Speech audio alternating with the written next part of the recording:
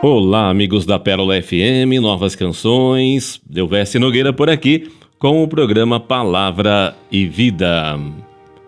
E a palavra de hoje, desta segunda-feira, dia 23 de junho, é do Evangelho de São Mateus, no capítulo 7, versículos de 1 a 5. Naquele tempo disse Jesus aos seus discípulos: Não julgueis e não sereis julgados, pois vós sereis julgados com o mesmo julgamento com que julgardes, e sereis medidos com a mesma medida com que medirdes.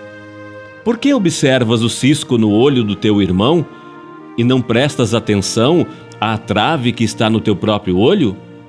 Ou como podes dizer a teu irmão: deixa-me tirar o cisco do teu olho, quando tu mesmo tens uma trave no teu? Hipócrita, tira primeiro a trave do teu próprio olho, e então enxergarás bem para tirar o cisco do olho do teu irmão.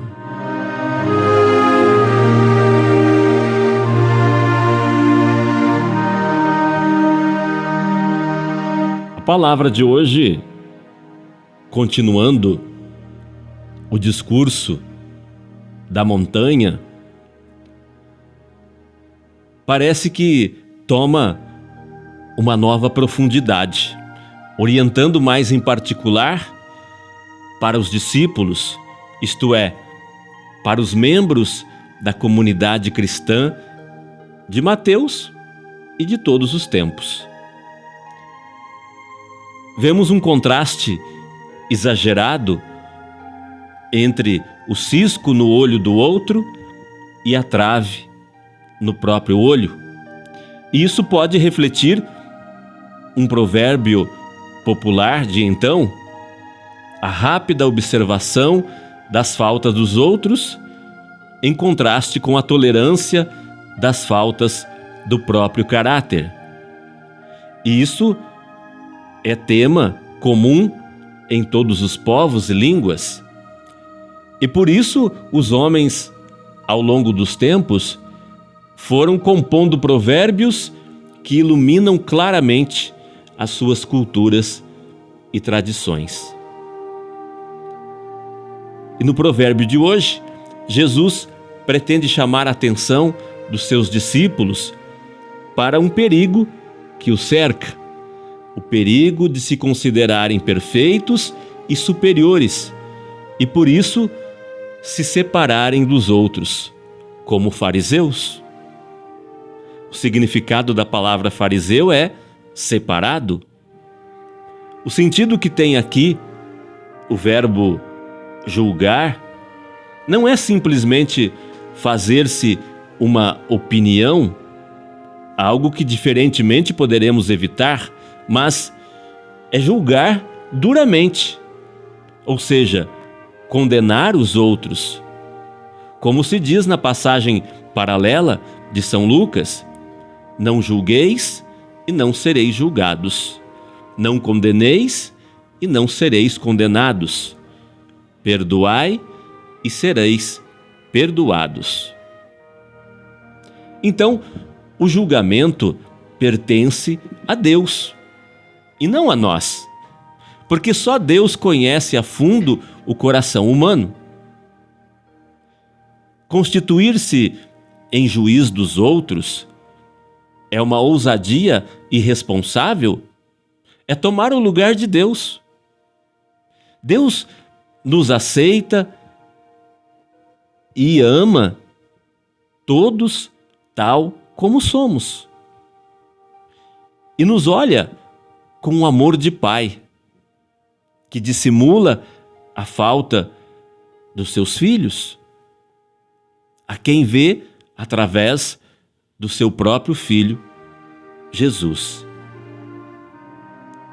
Se anteriormente, ao longo do discurso da montanha, Jesus falou do perdão das ofensas e do amor inclusivamente ao inimigo, para tentar aproximar-nos ao menos um pouco da perfeição de Deus, agora Jesus está apontando a imitação da sua misericórdia.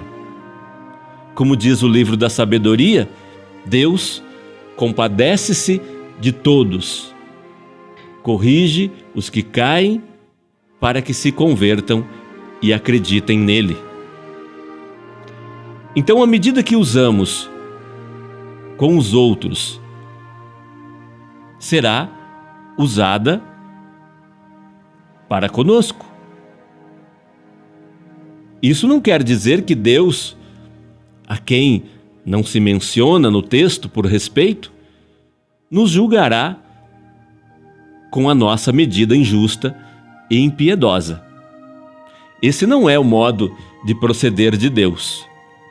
Certamente, quem age assim com os outros expõe-se a um julgamento mais severo para si mesmo. Deus teria, digamos, duas medidas para o seu julgamento: uma de justiça e uma medida de misericórdia. E Deus irá nos medir com aquela que nós utilizarmos nesta vida com os nossos irmãos. É a mesma lição da parábola do devedor que é perdoado e que não perdoa, ou da petição da oração do Pai Nosso: perdoa as nossas ofensas, como nós perdoamos a quem nos tem ofendido. O que condena o irmão se auto-exclui do perdão de Deus, e aí cai sob a jurisdição da lei, que não deixará de acusá-lo e condená-lo como imperfeito que é. Aliás, todos nós somos imperfeitos, tanto e mais que os outros. Ainda que nos julguemos superiores, ainda que desprezemos os outros, tal atitude, desprovida de amor, provém da nossa própria cegueira, que nos impede de ver os nossos próprios defeitos. Então, quem mantém essa postura consciente é hipócrita, como diz a palavra, cujo modelo no Evangelho são os escribas e os fariseus. Mas é muito velho esse costume de criticar os outros. Assim, pensamos justificar-nos a nós como melhores. Ou seja, usamos da crítica para dizer que, olha, você viu o que o fulano fez? Eu não faço isso. Ou seja, usamos da crítica para nos justificar como melhores. Mas a experiência demonstra que os mais críticos, os que julgam ser mais perfeitos, aqueles que julgam saber tudo e ter a melhor solução para qualquer problema, costumam ser os que menos fazem, os que menos ajudam os outros. Então, um olhar no espelho, uma vista de olhos, a nossa pequenez e a nossa insignificância, quando nós somos capazes de perceber a trave que está no nosso olho, com certeza vai minimizar as falhas dos outros. Se a gente perceber que nós também somos falhos, imperfeitos e pecadores, nós iremos relevar as falhas dos outros.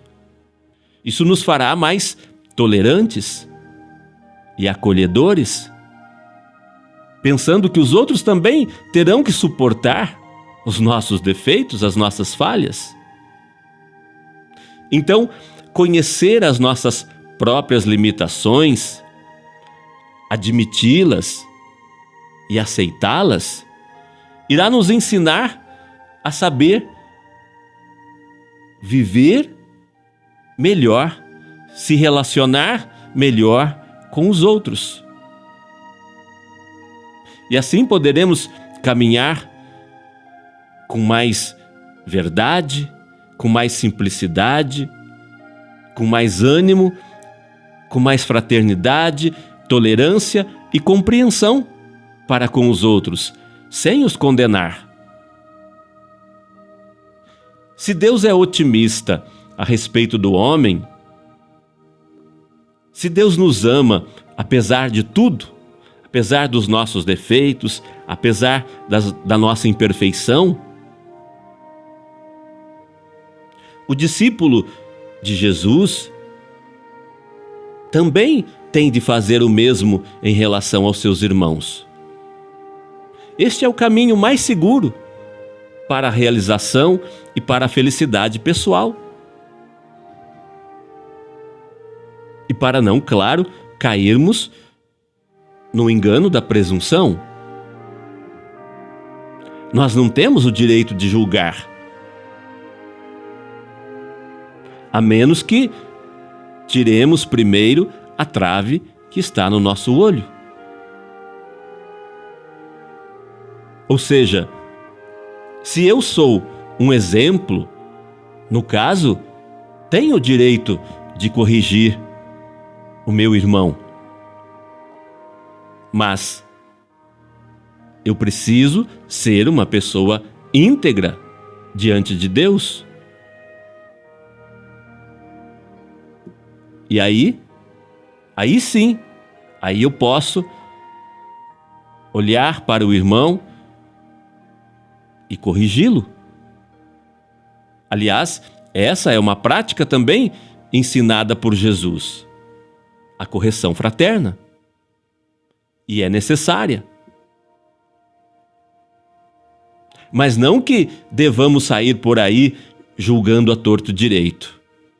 Precisamos primeiro tirar a trave que está no nosso olho. Ou seja, precisamos primeiro reconhecer os nossos erros.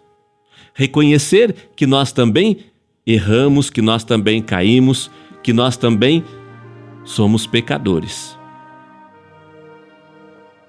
E aí, a partir daí, com a graça de Deus, podemos também aconselhar, orientar e corrigir aqueles que estão no erro.